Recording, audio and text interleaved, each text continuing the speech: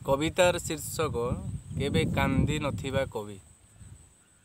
तमे फेरी जीवा बेलकु बेल उच्छुर होई सारिथिबो कि नाही मु जानिनी, किंतु सूर्य मुंड उपरु ओल्हाई सारिथिबो।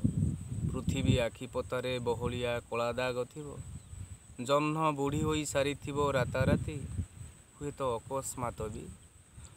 तो अकस्मात भी नई माने सुखी सारिथिबे। ठा ठा मन दुखरे गीत गाउथिबे। धान बिलरे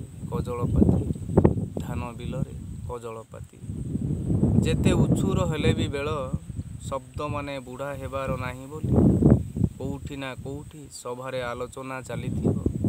फेसबुक रे केही केही पढुथिबे तम मो कविता।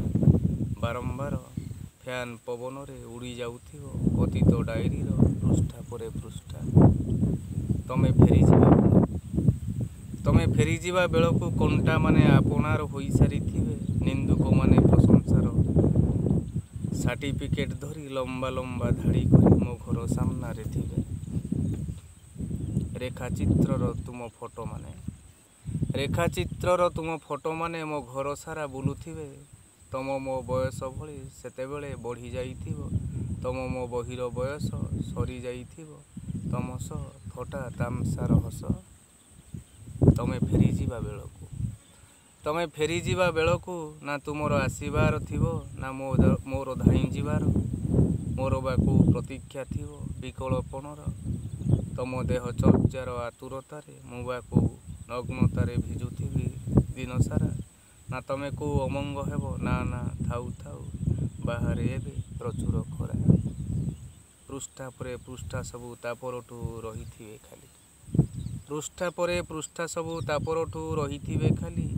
आखि आउ खोजिबनी चौदिगे परिसीमा भूली। सामना द्वारा खोलिबार शब्द कुआ कानेइबा पाई सेतेबेले कान भी नथिबो आउ किछि गोटे शुणी देबा पाई।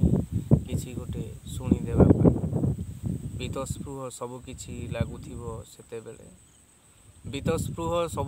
लागुथिबो सेतेबेले जेणु तमे आउ केबे आसीबार नाही। भल थिबो दुनियाटा मो आखिरु किछि हेले दिसिबो तो नाही।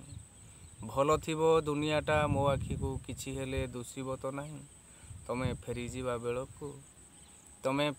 बेलकु पुणी तमे फेरी आसीबार बाट चाहि कह मो करुथिबी